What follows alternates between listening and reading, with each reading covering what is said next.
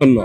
এই ঈদ উপলক্ষে ঢাকা টাঙ্গাইল যমুনা সেতু মহাসড়ক সবচেয়ে ব্যস্ততম মহাসড়ক।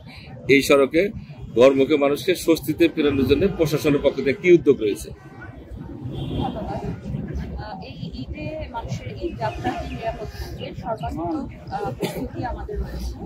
সার্বক্ষণিক মনিটরিংয়ের জন্য ইতিমধ্যে ভিজিলেন্স টিম গঠন করা হয়েছে।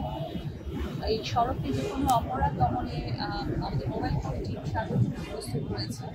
এছাড়াও যমুনা সেতুতে ইতিমধ্যে পাশাপাশি টোল বুথের সংখ্যা বাড়ানো হয়েছে। যে কোনো প্রয়োজনে fire service rescue team ready আছে।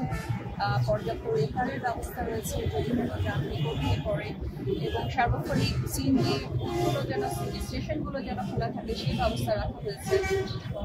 এছাড়াও জেলা প্রশাসন এবং জেলা পুলিশের কন্ট্রোল রুম আছে যে কোনো সমস্যার তাৎক্ষণিক সমাধানে।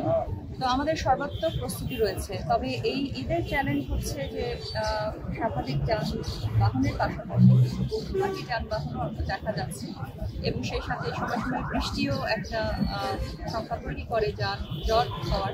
কিন্তু এখন পর্যন্ত কিন্তু কোনো যানজট আসলে পরিলক্ষিত হয়নি সেভাবে, যদিও স্বাভাবিক যে যানবাহনের সংখ্যা 2.5 গুণেরও বেশি।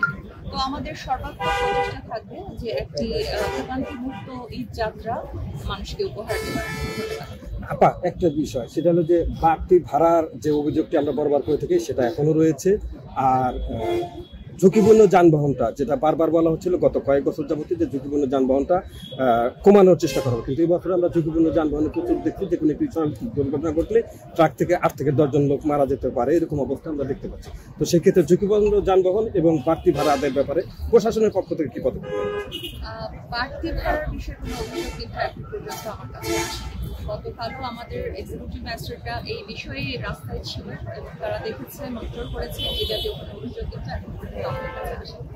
আর ত্রুটিপূর্ণ যানের ব্যাপারে আমাদের মোবাইল কোর্ট টিম কাজ করে যাচ্ছে।